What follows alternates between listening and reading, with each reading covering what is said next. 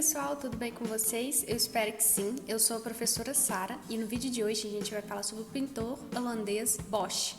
Mas antes de assistir esse vídeo, deixa o seu like para saber que você está gostando desse tipo de conteúdo, se inscreve no canal e ativa o sininho para receber todas as notificações. O nome completo de Bosch era Jeroen van Antonissen Aken. Na verdade, esse é um dos nomes possíveis que os historiadores especulam que seja dele. A gente não tem uma confirmação exata de que seja. Mas ele resolveu assinar as suas pinturas e atender pelo nome de Hieronymus Bosch. Geralmente se aceita dentro das pesquisas que se tem em torno de Bosch que ele tenha nascido em torno de 1450.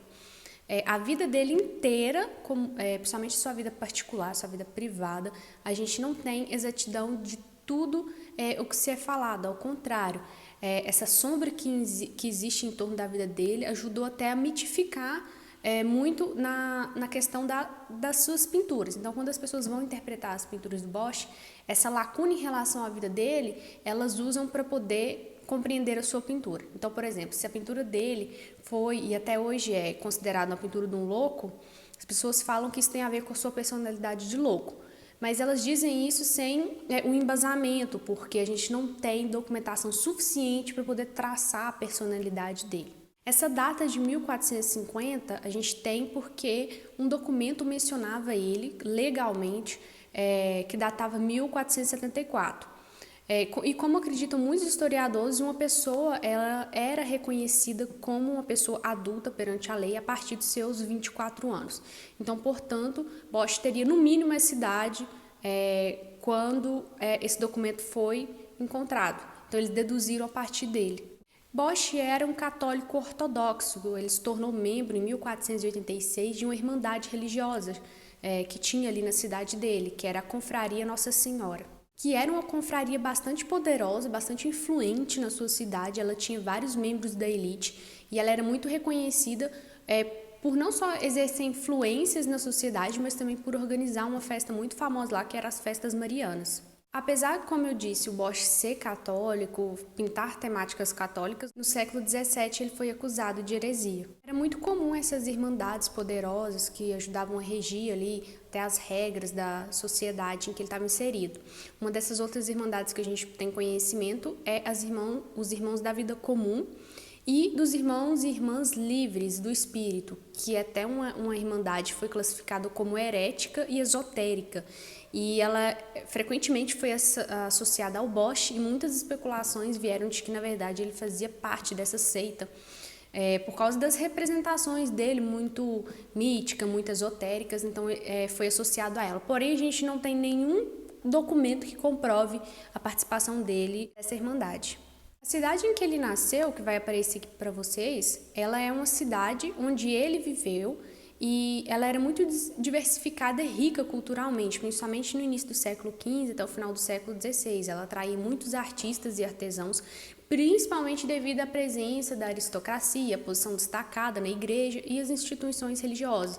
Como eu já falei, aristocratas, eles normalmente são mecenas, eles financiam ali a arte dos artistas. E a igreja também é outro grande polo de financiamento da arte. Alguns comentadores apontam que foi graças ao casamento de Bosch que ele conseguiu alcançar uma vida financeira confortável para poder se dedicar tanto à pintura igual ele se dedicou. Porém, parece que, devido à documentação, que ele já desfrutava de uma boa posição social. Os documentos nos contam que o seu pai, Antonius van Aken, em 1462, ele conseguiu construir aí uma casa de pedra. E naquela época as casas normalmente eram construídas de madeira. Ele chegou até ter na sua casa um jardim, um quintal, e não era comum, a não ser que você tivesse uma posição financeira aí confortável. E também tem um documento nos arquivos que foi encontrado pelos historiadores em 1474 que informa que o pai dele fazia até arrendamentos de terra. Então, se ele tinha aí posses, a gente também pode partir do pressuposto que ele já vinha de uma família abastada. Sobre a sua educação, a gente não tem nenhum registro específico, mas os historiadores especulam que ele tenha frequentado a escola, que ele tenha aprendido aí o latim, como eu já falei em vários outros vídeos, as missas eram proferidas em latim, muitos documentos eram em latim. As pessoas que participavam dos círculos intelectuais normalmente sabiam falar o latim, era uma língua muito, por assim dizer, utilizada por eles. E é muito provável que o Bosch tenha aprendido esses aspectos técnicos e artísticos da pintura, até porque o seu pai era pintor, os seus tios eram pintores, então muito provável que o aprendizado dele tenha vindo aí no quesito da pintura a partir do seu seio familiar. Apesar da gente não ter nenhuma documentação que informe em relação a referências de ateliês ou grandes círculos de pintores na cidade natal dele, a gente sabe que a sua família em si era uma família de pintores. Em 3 de janeiro de 1481, é a primeira vez que tem algum registro citando oficialmente o Bosch como pintor. E nesse mesmo ano de 1481 é quando ele então vem a realizar o seu matrimônio.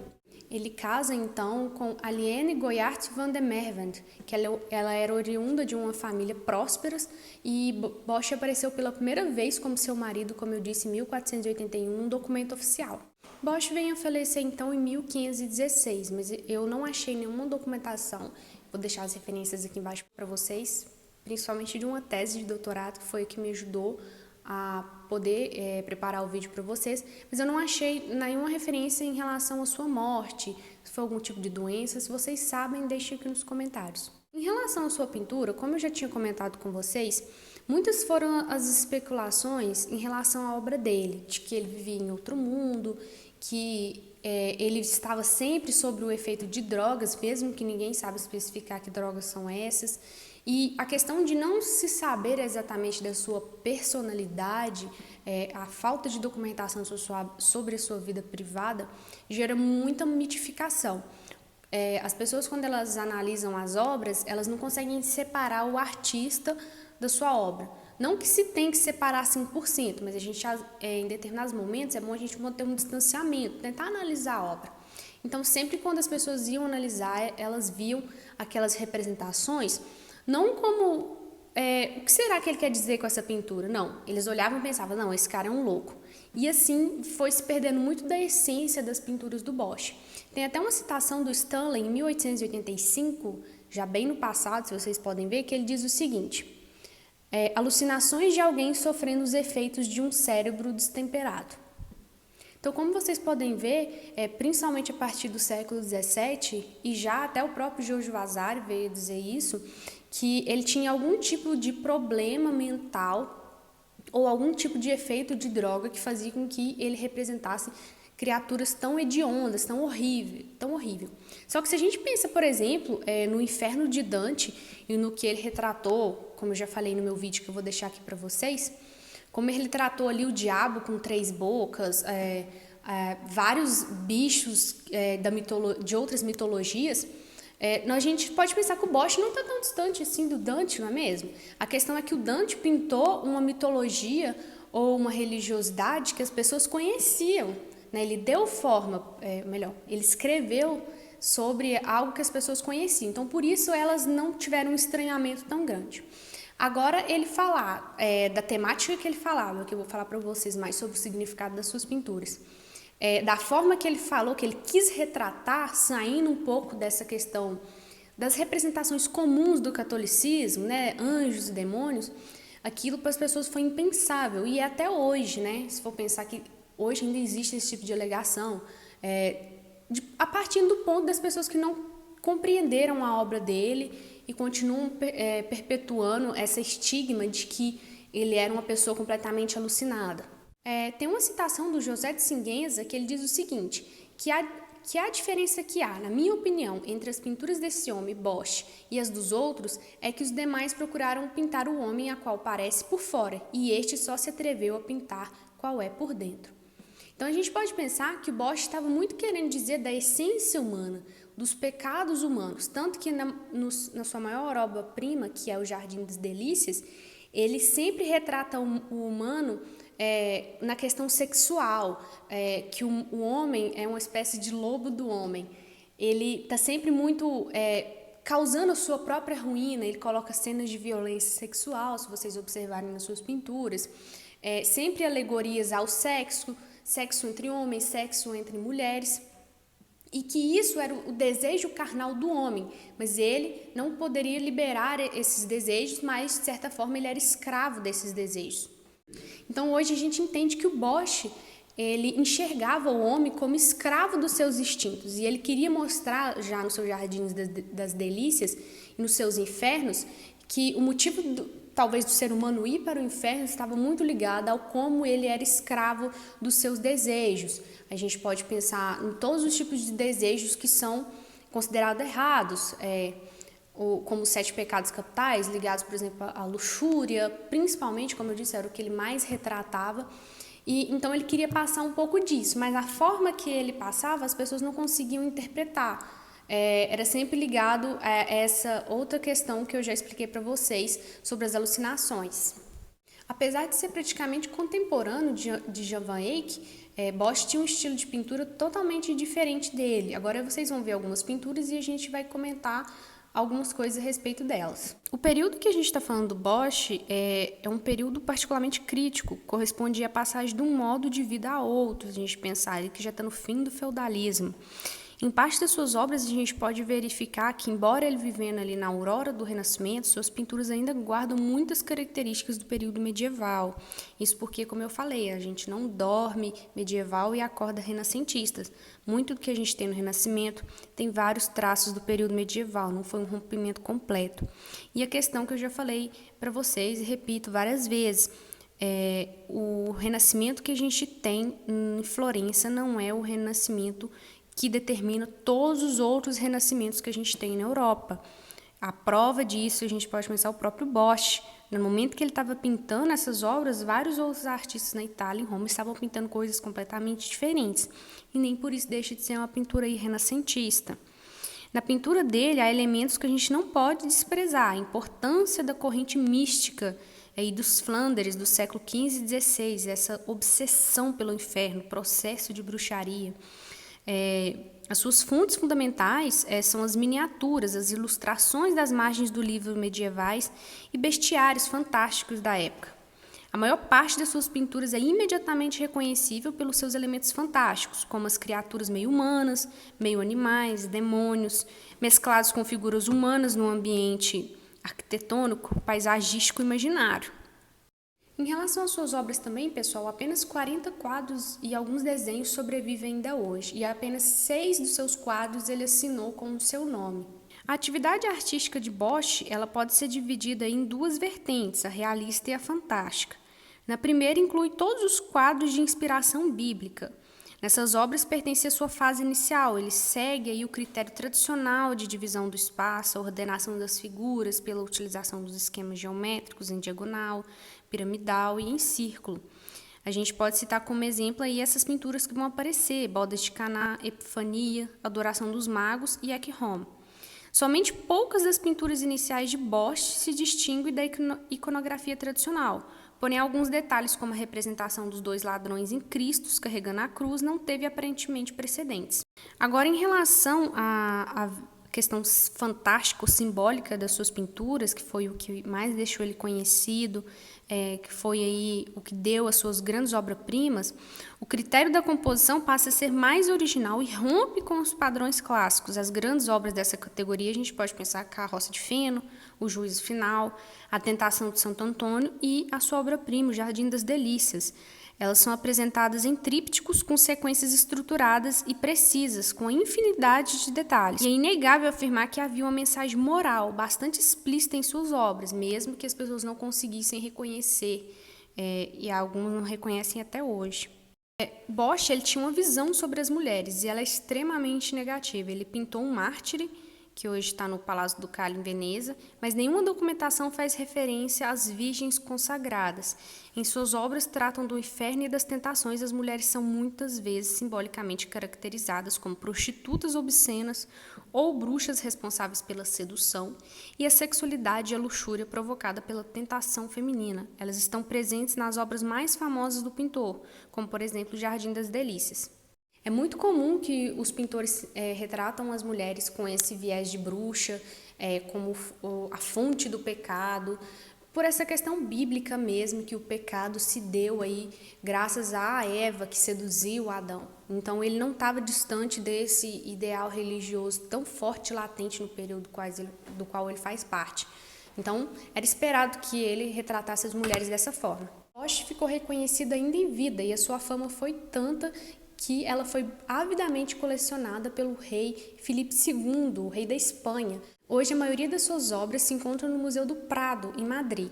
E com suas gravuras, Bosch atingiu um público ainda maior depois. Ele teve até artistas que se inspiraram na sua forma de pintar. Não só em relação à sua técnica, mas em relação à sua simbologia, sua forma de retratar o mundo. Analisando essa questão das temáticas míticas do Bosch, eu acho que um dos grandes problemas que as pessoas têm de compreender, ele está muito ligado à questão de que a pintura é a representação da coisa. A gente aceita hoje, né, alguma parte dos pesquisadores aceitam de que a pintura ela é representação de algo. Só que existe uma outra parte das pesquisas mais recentes, né, é uma discussão mais recente, que diz que a pintura ela não é a representação da coisa, ela é uma outra coisa. E esse tipo de explicação, ela é boa no sentido de que ela tira do artista essa obrigação de que ele sempre tem que parecer com o real. O artista ele não tem obrigação de parecer com o real. Na verdade, ele não tem obrigação nenhuma, né? E eu acho que essa questão de colocar sempre a pintura como representação de algo faz com que nós olhamos para uma obra de arte e sentimos que ela tem a obrigação de ser a representação do real, ela tem que ser o mais próximo possível. E isso de olhar para o Bosch e criticá-lo tem muito a ver com a nossa concepção de isso não existe, isso não está de acordo com a realidade. Mas o que é a realidade, entende? Por que ele precisa representar a realidade?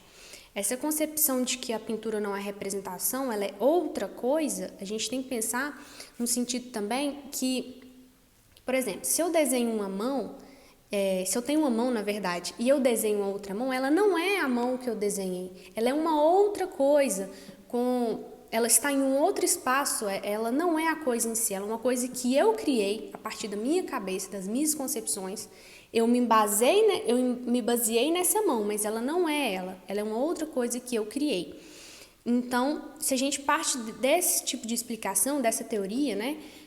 Faz mais sentido, eu acho, compreender o Bosch, mesmo que seja uma teoria contemporânea e que às vezes seja um pouco anacrônico falar disso, já que ele está inserido num período bem anterior ao nosso, mas eu acho que nos ajuda a aproximar mais do que ele queria dizer do que ir a partir dessa concepção de que a pintura é sempre a representação de algo. Claro que essa teoria ela não se perde, porque uma teoria não anula a outra. Às vezes essas teorias se complementam. Eu gosto de pensar que uma complementa a outra. Mas enfim, espero que vocês tenham entendido um pouco dessa discussão um pouco mais teórica. Em todos os meus vídeos eu tento jogar um pouquinho de teoria, de discussão, de especulação, para ir ajudando vocês a refletir sobre as coisas que a gente está falando aqui no canal. Porque se eu ficar aqui só jogando informação, vocês não vão desenvolver um pensamento mais crítico, mais aprofundado. E se você quiser conhecer o Bosch, você não precisa ir para a Europa. A gente tem uma pintura dele aqui no MASP, que é a Tentação de Santo Antão. Eu vi também outros nomes como Santo Antônio, mas o próprio MASP colocou como nome Santo Antão. A minha principal base para fazer o vídeo foi a tese de doutorado que eu vou deixar aqui para vocês, mas eu também utilizei um outro livro, que é esse aqui da Abril Coleções. Eu achei ele muito bacana porque às vezes quando você pesquisa as pinturas do Bosch no Google mesmo, não aparecem todas as pinturas dele. E nesse livro a gente tem praticamente todas as pinturas que ele produziu e a análise, principalmente a análise do Jardim das Delícias, que eles têm páginas dedicadas a analisar a simbologia mais profunda da pintura. Então é isso, pessoal. Se você gostou desse vídeo, você já sabe, deixa o like, se inscreve aqui no canal, ativa o sininho para receber as notificações e deixa nos comentários aí todas as sugestões, o que você achou desse vídeo, o que você acha que faltou, qual pintura você quer ver aqui, uma pintura do Bosch talvez. E não esquece de me seguir nas redes sociais, Twitter, Instagram, Facebook, principalmente no Instagram, que sempre eu estou postando enquetes, quiz de perguntas sobre história da arte. E compartilhe esse vídeo com a família e seus amigos. Beijo e até a próxima!